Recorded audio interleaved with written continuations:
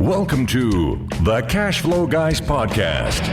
Join Tyler and his team as they unlock the secrets to achieving financial independence through wealth-building strategies inspired by Robert Kiyosaki and other thought-provoking leaders. Learn to build leveraged streams of cash flow that land in your pocket and improve your quality of life.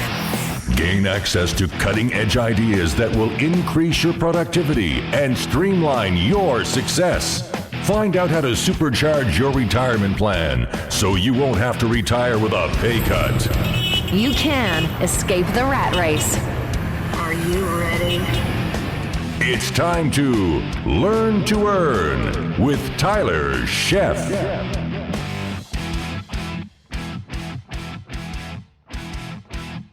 Welcome to Cash Flow Guys podcast. It's that time again. It's Friday morning. I hope you're up, you're out of bed. You're looking to take things to the next level.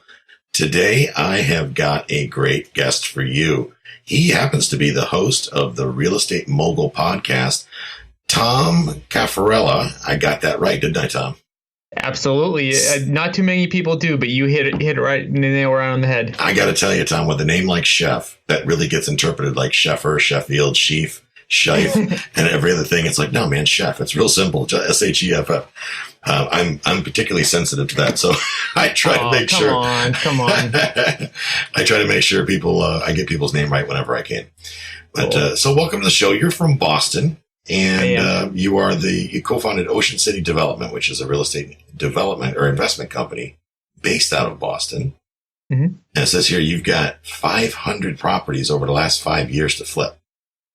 Absolutely. And a good number to buy and hold as well. So we've got over a 300 unit rental property portfolio. Nice. And I hear a little bird told me that you have, in my opinion, this is what I was told, mastered the art of marketing as far as goes for real estate, which is impressive. And that's why I wanted to have you on the show, because I want to talk about the secrets that you've picked up in marketing and how that will benefit the audience, if that's all right with you. Awesome. Looking forward to it. So just to jump right in, everybody wants motivated seller leads. You use, and there's all kinds of sources out there. Obviously, we've got people use direct mail, bandit signs, all kinds of good stuff. But you figured it out on Facebook. Can you talk a little bit about that? Yeah, I mean, Facebook to me is one of the best marketing mediums there is out there right now. Facebook knows every single thing about us. I mean, if you think about it, they know your name, they know what you like, they know whether you're married. And the other thing about Facebook is not only are you constantly putting in information about yourself into Facebook, but Facebook then is also a data aggregator, which means that they will take their data, they'll take all the fields that you've put in, and then they'll run it against other data sources. So what that means for us as real estate investors is not only do they know whether you like cats or dogs or, how old you are or what your job is, they also know whether or not you own a home. And based on the behaviors in Facebook, they also know if you don't own a home, whether you're likely to think about being a homeowner. And they also know whether or not you may be thinking about selling your home. So it's pretty crazy. There's never been in recorded history this much data about different people. And we can use that to our advantage on Facebook. It's scary kind of, if you think about it, how much Facebook knows about you. That's for sure. They know more about us than our spouses. They know more about us than anybody. So yeah, it is kind of scary, but from a marketing perspective, it is one of the best things in the world. So for clarity, as somebody that's not a Facebook ad expert, which I clearly am not, you're using Facebook ads and you're using the targeted features within the Facebook system, and all that information that you just talked about, that they know literally everything about you. You're able to harness the power of that information and then use it to get highly targeted leads, correct? In other words, if you want somebody that drives a blue car and plays golf and might buy a house in zip code whatever, you can pretty much plug that in, correct? That's exactly right. And as an investor, the first thing that we do is we want to build our seller avatar. And what I mean by an avatar is basically, what are the characteristics about the person who sells a home to who sells a home to an investor? And there's specific demographic information and behavioral information of people that are more likely to sell to an investor.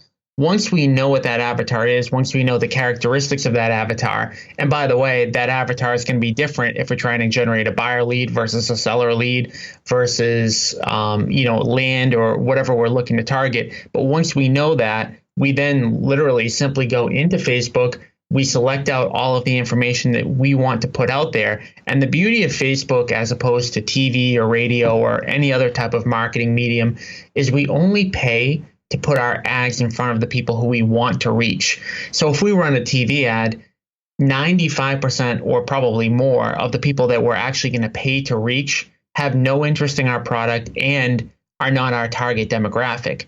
Where on Facebook, we can cut our marketing budget down because of the fact that we're only paying to put ads in the news feeds of the people that we really want to reach. Okay, I see. So you, instead of the shotgun approach, like you use the comparison of the TV station where you're applying to, you're basically paying a fee based on the reach that you're putting out with TV or any sort of medium, whether it be direct mail or whatever.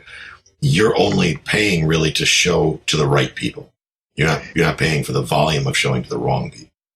Exactly. And that's really, to me, the beauty of Facebook. And there are, important components outside of that. So that's just the targeting piece. Obviously, once we run the ad, it's like any other ad that we are running on TV or radio or a mailer. We can make sure that the marketing message is the right marketing message. And we also have to make sure that the image, which is one of the most important things about running a Facebook ad, is the right image. Because when people are on Facebook, they're not going on Facebook to sell their home. They're going on Facebook to look at pictures of their neighbor or their aunt or, somebody else's kids. So we actually have to make sure that the image and the message that we have stops them from what they're typically doing on Facebook. Interesting. So how did you learn how to do this? I mean, is this, you just went out and hired an agency, or is this something you kind of developed as a pet project, or what's that look like? I developed it as a pet project myself at first. Which is probably not the way I would recommend that anybody do it. I'm a big proponent of finding people who know what they're doing and paying them to do it. In this specific instance, I just trial and errored a lot of it myself. But now I don't do any of it myself within my own business. I have somebody that just runs the ads for me. Because the other thing about Facebook that's a little bit different than a mailer or about, other forms. I mean, every form of marketing has different kind of things that you need to know. But with Facebook's biggest fear is if you're running an ad that the people who are seeing the ad hate the ad. Okay.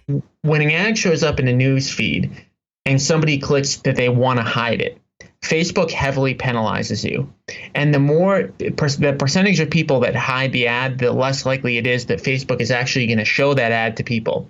So Facebook will actually, no matter how much money you want to give them, if people really hate the ad, they're not going to show it, because the worst thing for Facebook is to lose their users.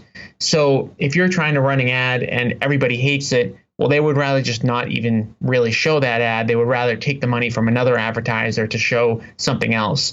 So the ads need to be consistently looked at, and there's something called the relevancy score that actually measures how much people want to see the actual ad that you're putting out. So your ad has to fit kind of and speak to the person that you're showing the ad to. Yeah, that's actually impressive what you just said. Is I never really put that two and two together, that Facebook is smart enough or savvy enough to really care about what ads I see. So Absolutely. So the quality of the ad experience is better, therefore a better experience for me on Facebook. I'm more likely to click on those ads. Now it's starting to make sense to me. So that's interesting, because every once in a while I do click on those. This is not relevant to me. I don't need another widget for a Doomaflogy.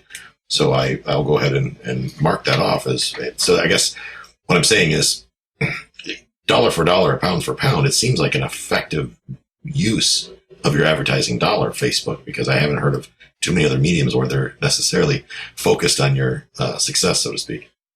Yeah, exactly. And, Facebook, their number one thing is if you decide I'm not going to log into Facebook because I'm tired of seeing that widget ad over and over, that's the big loss to them. Because Right. For you, there's the lifetime value of the ads that are going to be put in front of you. And that lifetime value is very high. So they don't want to take you off of Facebook and onto, another social media platform because you were getting irritated.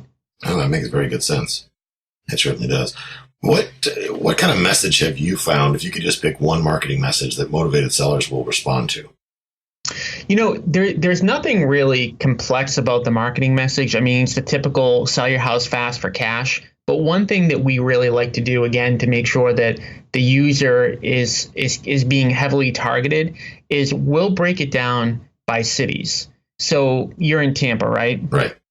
Okay, so we'll do simple things like the message, instead of saying sell your house fast for cash, will be sell your Tampa house fast for cash.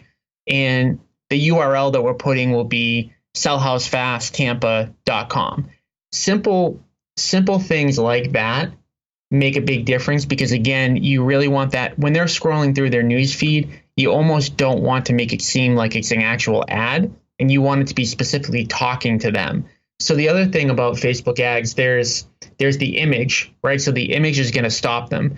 And the image that stops them, again, is not necessarily, a picture of a house or anything like that. You actually need to test various images against each other. So the cool thing about Facebook, when you're talking about figuring out what works, is the process of split testing is very easy. So what you want to do when you're running Facebook ads is you want to run multiple ads against each other. And say that you have a $10 a day budget. Instead of putting all $10 to one ad, you want to put $1 a day to 10 different ads. And then you want to track over the course of time which ones are generating you the most amount of leads. And then the ones that are working the best, you want to scale up and put more money behind. So there's no definite answer on, a specific image. So that's why you want to test a bunch of different things to see what's working. And what's working today may not work in 6 months. And that's kind of why you really need someone to manage the ads for you, because the very basic, how do you get your first ad up and running and working well, isn't that difficult. It's more of the management on the back end of making sure that that ad is still working and you're still getting the cost per lead that you need. I see. Yeah, that's good advice. Absolutely. What with that, I see services out there. There's one of them, I can't think of the name of it offhand. It's something like Real Estate Agent Directory or something or other. But what it does is it puts up these random photographs of these really nice kitchens or really nice backyards that are almost dreamlike, right? And every time I see those, I think, and this made me think of this when you were talking about the image, I just think it's cheesy. Like if I'm a home buyer and I'm looking in the $60,000 price range and I see a $500,000 kitchen, a lot of people get turned off by that. Any feedback? I mean, how do you know? Is it just trial and error with photographs? I mean, I imagine that's quite a challenge, getting a photograph that'll convert. It is trial and error, but it's not that challenging though, because again, you're going to run a bunch of different ads against each other. So it doesn't take that long. I mean, the beauty of Facebook ads, again, opposed to say a radio ad or a TV ad or even a mailer, is you get instant feedback. So if you're running your ads the right way, you should be generating leads within the first couple of days of running the ads. So if you're generating leads within the first couple of days of running ads and you're running a bunch of different competing ads against each other, within a month, you should be able to figure it out. I mean, realistically, once you start to get good, within a week, if an ad is working. But I'm saying conservatively in the beginning, a month is plenty of time to figure out what's working and what's not working. And really, you want to try everything. And you can spend, like I said, you can spend as little as $1 a day. So you don't need to go crazy spending a ton of money until you figure out what has worked. Interesting. Yeah, I can see how if you're not paying attention, so to speak, going back to what you're talking about earlier about, there's one thing about getting the ad up, but then there's the back end of it that where you really got to kind of babysit things.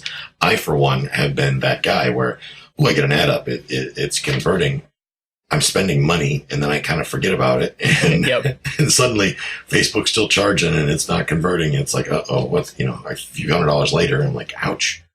But, and the problem with that for most people is then they start to think, Facebook doesn't work. And people think that, with any medium, once they start to take their eye off the ball, right? Right. So that's more of just a systems thing and making sure that you're doing your highest, dollar per hour activity, and really managing Facebook ads for most people isn't the highest dollar per hour activity. And there's a lot of activation energy and a lot of learning on trying to figure out what to do, which is why for most people, it just doesn't make sense to do it. But it's also why there's a competitive advantage on that versus, say, running a mailer. Because running a mailer is pretty simple, right? Almost anybody can do it. There's not a lot of management that goes into the back end of it. So the new rookie doesn't have to learn anything, which is why the cost per lead on mailers keeps going up and up and up, because there's so much competition. Most people do exactly what you said. They'll try to run a Facebook ad for a week or 2 weeks. The cost per lead will get out of control, and then they'll just purge the campaign altogether and then not even come back to it. So to some degree, it's a lot like you'd said with direct mail, is that it just starts getting, they lose interest after a while. Like, I've talked to a lot of investors that have said, well, I spent all this money in direct mail. How much did you spend? I spent $1,000. Okay, Yeah. well, how many mails did you send? I sent 1,000. Well, you mean you only mailed it once? Yeah.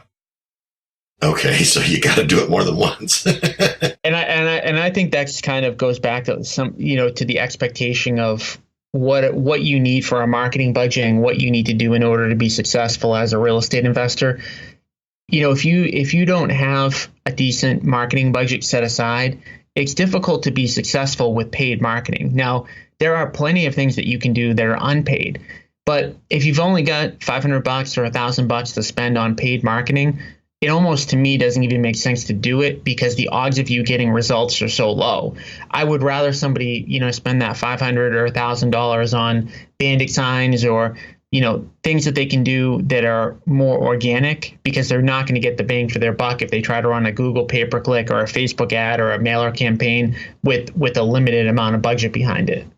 So that brings me to, with the digital element, what should you, let's say you're an investor that wants to, flip houses, for example. What type of budget do you think you should set aside before you get started? You're just you're a beginning investor. You don't have a massive budget. You're going to probably use some hard money, maybe a little bit of private money to flip houses or some of your own cash. What kind of budget would you think you would set aside as a good go-to rate? Realistically, to me, the bare minimum budget is going to be somewhere between $5,000 and $10,000. I would love it to be less than that. But I don't think that that's realistic in this environment, because you've got people like me who are spending over $1 million a year on marketing every single year. And it's very difficult to compete with somebody like that. If I'm sending them 10 mailers in a year and then you send them one, whose are they more likely to respond to? So I think you have to look on day one to see, are you capitalized enough to have a marketing budget? If you're not, that's totally okay. You can go to all the non-paid things and, put sweat equity into it and get deals that way. But if you've got $1,000 or $2,000, to me, there's just not a lot that you can do with that. And, if you can't do anything with it, you don't want to rely on the fact that that's going to get you a deal. You don't want to say, okay, let me spend $1,500 on marketing and I'm going to get a deal. And then you don't get a deal and then you're discouraged and you don't take any other action. So if you've got a really limited marketing budget, there's tons of things that you can do, but I wouldn't rely on paid marketing to get you there. So basically use the freeware or the lower cost options to build up your revenue stream. You're basically saying setting aside some money for marketing so you can build that up. In other words, scale to the point to where when you're ready to supercharge, you got 10K set aside. Let's say you're one of those rare flippers that's done enough flips and you've actually made a profit, and you can set aside 10, 15 grand or 5, 10, 15 grand, whatever. At that point, go ahead and pull the trigger on the digital. Yeah. And if you have it right out of the gate, either way, to get a really good deal in this market, you're either going to spend time or money. Right. So if you've got the money, I would spend the money. If you don't have the money, you've got to spend the time. If there's anyone out there who can show me how to get these incredible deals without spending time or money, I definitely would like a direct connection to them. Exactly. I would like to develop that software, wouldn't you? Oh my God. Yeah. Well, you know what? It's unfortunate because some people kind of pitch it that way. You don't really have to spend a lot of money. You don't have to really spend a lot of time. But to do anything substantial in life, you've got to put in time, effort, and energy. Exactly. And I just did I'm in the middle of a 10-week mastermind right now. I've got a bunch of students going through that process. And I had I interviewed people before I brought them in. And what I found is that an overwhelming amount of people are like, you mean I got to wait 10 weeks to get results? I'm like, well, yeah. You got to you don't just pay and suddenly become wealthy. You actually have to do a lot of work, and it takes longer than 10 weeks. I've got news for you. Because this is not an overnight business, but people still, and it blows my mind, because this ties right into what we're talking about. People still expect these instant results. Ooh, I went to yellow letters, and I spent $1,000 on yellow letters, and I'm waiting, but I haven't hit my first million yet. It's been a week, so what's the problem? Yeah, I mean, again, I think that just goes back to expectations. I mean, it's a lifelong commitment. You've got to dedicate yourself. If you really want to be good at anything, you've got to learn as much as you can. Learn to earn type of thing. Right. And the learning process never stops. I mean, I'm sure for you, you're learning new things every day, as am I, and I'm always pushing to sharpen my skills and to get better. And there are people that are 10 steps ahead of where I'm at. And I'm looking at them saying, hey, how do I get to that level? And in order to get to that level, you've just got to dedicate yourself. Exactly. You're absolutely correct there. Talk about, I noticed, I don't see a lot of the billboards I see lately, at least in my market. And we have a pretty robust real estate market down here in Florida. I'm seeing billboards becoming kind of a thing of the past. I'm not seeing people really spending money on billboards. Any comments on that? It's funny because I just put up a bunch of billboards, but the reason that I put them up is not to lead generate. It's more for brand recognition. And yeah, and so, I mean, I spend so much money on mailing and cold calling and Google AdWords and Facebook ads that's just another, basically, thing that will make a homeowner say, oh, they're a legitimate company type of thing. But for the average person, spending money on billboards is going to be a huge waste of resources, because even for, every market is a little bit different, but typically speaking, you're going to spend $1,000 or $2,000 a month on a billboard at a minimum. And then obviously if you get a really, high traffic one, it's going to be even more than that. They just don't grab people's attention. I mean, let me ask you this. The last time you were at a red light, where were you looking? Probably my phone. At your phone. And you know what's funny? I hate to say that, but I ask people that all the time, and everyone pauses, and most people actually lie to me and say it's not their phone that they're looking at. Yeah. But it's their phone. And the funny thing about billboards is, let's say that you were at a bus station and the billboard was right up in front of you, you would still be looking at your phone. Yeah. So outdoor media in general is dying because of the fact that we've got this incredible entertainment device that we can literally get anything, the wishes of our, information and entertainment are literally a click away. So why are we going to, look at a billboard when we have that? And so it's combine how expensive it is with the fact that the eyeballs aren't there. Why spend money there? And by the way, that person who is, checking their phone at a red light, where are they probably on? At least 50% of the time, they're probably on Facebook. So why not put your ads where the eyeballs actually are, right? So as a marketer, you don't really care what the medium is. I mean, if people's eyes were on billboards all day long, I'd be spending a bunch of money on billboards. But we've got to put our ads up in front of where people are actually looking. And as of right now, people's eyes are on Facebook. In 5 years, that might be a different medium, but that's where they are today. So that's where I'm going to spend the bulk of my money today. So kind of off the cuff, how do you know who's correct when you're trying to figure out where the eyeballs are? Mm-hmm. I mean, you can go to Facebook, and I think to myself, but yeah, am I going to take Facebook's opinion because they're the ones, they want my money? So mm-hmm. Could you recommend some trusted resources of who's really in the know in this stuff? Who's following the pulse of this? Is it like a Gary Vee type of situation, or what's that look like? Well, it depends on what you're trying to do. I mean, Gary Vee is unbelievable when it comes to social media and promoting yourself on social media, but not necessarily running ads. At least from my understanding, he's not really talking about running ads. I think Gary Vee is more, you produce content and people are going to see that valuable content, and then they're going to go to you as a resource. In terms of running ads, like I run ads for investors. Another good person to follow, his name is Grant Wise, and he's got a program that's specific for investors as well. He's got some really good content on Facebook ads. I don't know if anybody else who runs ads specifically for Facebook. The way I actually learned how to run ads was through a company called Traffic and Funnels. And they teach people how to run ads in order to attract coaching clients, which I have a coaching business as well. Right. And all of the strategies that they taught helped me to run my actual real estate Facebook ads, but that wouldn't necessarily be a one-to-one kind of thing. So Grant Wise has a program that's specific for real estate investors, and he'll run ads for you like I'll run ads for you. And, he trains on that as well. Interesting. But my question, and that was great.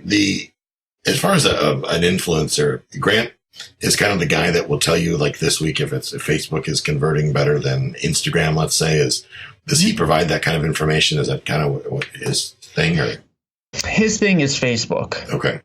So, I mean, for me, I've always found that I'm just testing out all the mediums constantly. So I have a good enough marketing budget where I'm saying, hey, if something seems like it's producing well, I'll try it.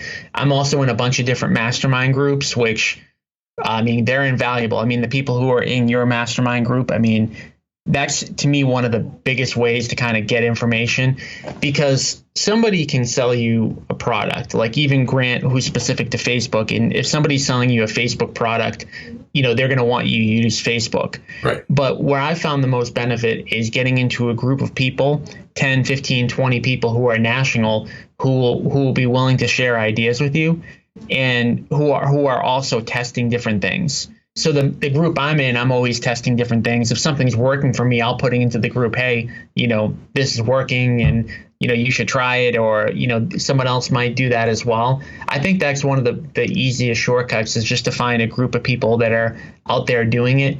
And a lot of times, if you have any sort of idea, whether it's marketing or hiring staff or finding a good agent or something like that, a lot of times if you're in the right group, it could be as simple as just asking a question, and you might have 5 or 10 people in your group that have already done it.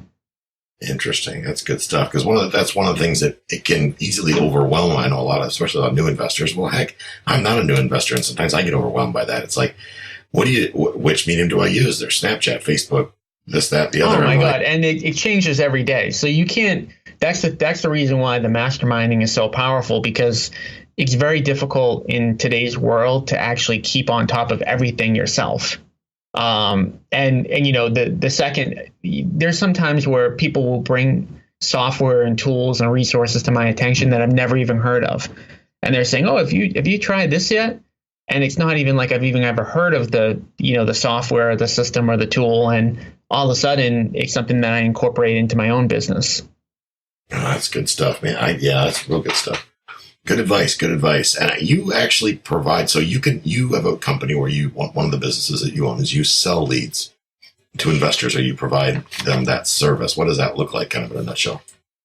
Yeah, so this is specifically for Facebook. So we have basically 2 parts to it. One is that we're going to actually give you the lead. So we're going to run the marketing campaigns for you. And then the second piece of it is we're going to provide you the tools, the training, and the support to actually work the leads. So the lead generation itself is important.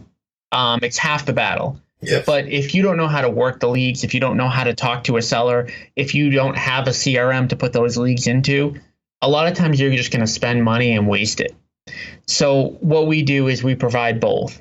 And so that's just as simple as, signing up with us, getting started, and then you will set a marketing budget for you in your market. And like I said, we really, if you have under, $5,000 to $10,000 for us, the first thing I'm going to say to you is you should probably go to an unpaid marketing source. But if you do have a marketing budget, then we're going to help set that for you. And then once we set it, the leads are going to be guaranteed. I mean, we have a good enough scope and have done this enough for enough people around the country that we know how many leads roughly we're going to generate. But that part is easy. The harder part is then getting people trained on how to work leads, getting them to meet face-to-face with sellers. How do you calculate and make offers? How do you get deals funded? How do you wholesale them if you get something and you don't want to rehab it yourself, and all that good stuff? Good stuff. I like what you said about meeting sellers wholesale or face-to-face. That's one of the things that I teach as well. And then, unfortunately, our society is we all want to try to do it with our cell phone using a text message or something like that. It's like, no, guys, that's not how we negotiate. Absolutely not. Because if you negotiate over a text message, what they're going to do is they're going to bring that text message to the next investor and say, hey, look, see what offer I have, right? So we have a specific sales process that we follow each and every time. And we say to people, you don't have to follow it, but I guarantee your results will decrease if you don't follow it. So you can kind of do things however you want, but the formula that we have has, been developed over the course of 10 years. And when I say developed, I don't mean like we actually thought about it.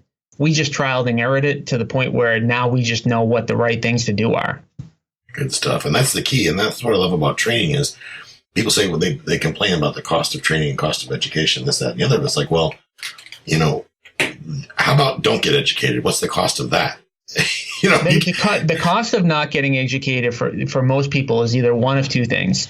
Number one, they never do anything. Exactly. Right. So they go out there, they try to do it themselves. They don't have the confidence. They get a deal or they're close to getting a deal, and then they don't pull the trigger because they're not sure what to do. Yep. Or they go the opposite way and they don't get educated and they're just so headstrong that they do a deal just to do a deal and then they lose money. There's almost nobody I've ever seen that didn't have some sort of mentorship that went the third path, which is you do it yourself and you're super successful out of the gate. Because there's no blueprint for this business. I mean, I was a CPA before I got into real estate. And as a CPA, they told me where to go, what to do, and I knew exactly what I needed to do to get promoted. As a new real estate investor, there are so many different things that you need to learn how to get good at. And unfortunately, there's not somebody that's going to be telling you what to do every single day. And there's not going to be somebody where you can call and say, hey, is this a deal I can pull the trigger on, unless you do get a mentor. So what I say to people when I talk to them about finding a mentor, I'll say, you don't have to work with me, but you have to work with somebody for sure. Absolutely right. I couldn't agree more. And I'm actually proud of the fact that I've used mentors to help me get to where I am. And not just one. Mentors. Absolutely. I still pay people. Now, it won't be a mentor that'll, there are mentors for every specific part of your business. And I just talked about a mentor of mine that helped me learn how to do the Facebook ads. So I know how to do those now. Now I don't need that mentor. But there are other parts of my business that I do need a mentor on. So I'll pay between $5,000 and $10,000 a month for coaching programs, and it's worth it all day long. Oh yeah, absolutely, without a doubt. Because what's the alternative? Like you said, not taking any action, not getting anything accomplished, not getting anything done, or worse, making mistakes, as we all know in real estate can happen, and they're never cheap mistakes. A friend of mine calls them seminars. Having those $20,000 seminars because you goofed. So I'm not that old. I'm 35 years old, and depending upon how old your listeners are, they might say, "Hey, he's still a young guy," or they might say, "Oh, he's getting up there in age." Right. But I'll say this: I've got 3 kids. I've got a 4-year-old, a 1.5-year-old, and a 5-month-old. I don't want to wait to do things the right way. Like, I'm smart enough that I can figure things out on my own, but I don't want to take a year to do what I could do in 3 months. So to me, it's all about shortcutting it. If I want to have the time by the time my kids are, 5 years old to not work, I want to have that ability. I never will because I love what I do, but I'm saying I want to shortcut things as much as possible. Absolutely. And that's fantastic advice right there. Because, really, and when you say shortcut, it's not like you're cutting out the quality of the work that you do. No. You're just reducing the amount of time by taking the time to educate yourself. So you're making less mistakes, which means when you're out there taking action, you're getting more wins. Yep, exactly. I mean, like I said, we're not in this business, we're not putting a man on the moon. Nothing right. We do, nothing that works hasn't been tried by somebody else. So why try to recreate the wheel when you can just go to somebody who's already done it and say, how do I do X, Y, Z? Exactly. And sometimes I look for coaches and I can't even find a coach that will get me the answers to things. That's almost my biggest struggle now is if I want to do something that's super niche, trying to find the right person who does have the answers. But at the beginning level, there are so many resources for people that will have great information because it's more generalized in nature. Absolutely. And nothing better than word of mouth. You get out there, you ask a lot of questions, and eventually that person will, what does they say, when the student is ready, the teacher will appear. Yeah, that's absolutely true. But Tom, thank you so much for coming on the show. You provided a ton of value. I think you gave us a lot to think about. If people want to reach out to you, what's the best method to reach out to you to maybe talk to you about the next level or anything else they want to learn?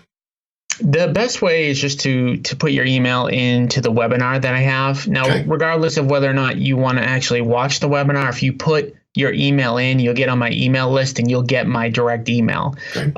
So the best way to do that is to go to www.wholesale, www.realestateinvestingiseasy.com. Again, that's www.realestateinvestingiseasy.com. And if you put your email in, then you'll get my email back automatically. And there'll be a webinar. You can watch it or you can ignore it if you want, but then you'll have a direct link to me. Okay, sounds great. So once again, that's realestateinvestingiseasy.com. I will make sure that's in the show notes, realestateinvestingiseasy.com. And Tom, thank you so much for coming out and adding value to the audience. I know I learned a couple things. I wrote down some good notes. I'm sure everybody else did as well. And thank you very much. Thank you, Tyler.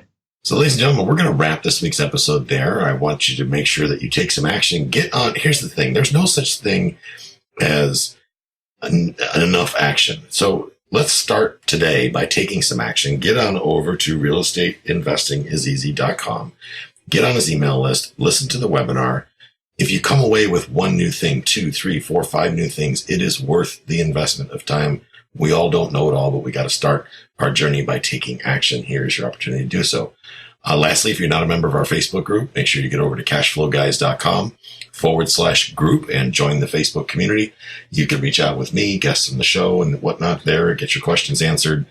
And we will see you guys next week. Thank you for having us and have a great time. This concludes today's episode. You don't have to wait till the next episode to learn to earn. Head over to cashflowguys.com and contact Tyler and his team for more powerful tips and ideas so you can start generating multiple streams of income and escape the rat race.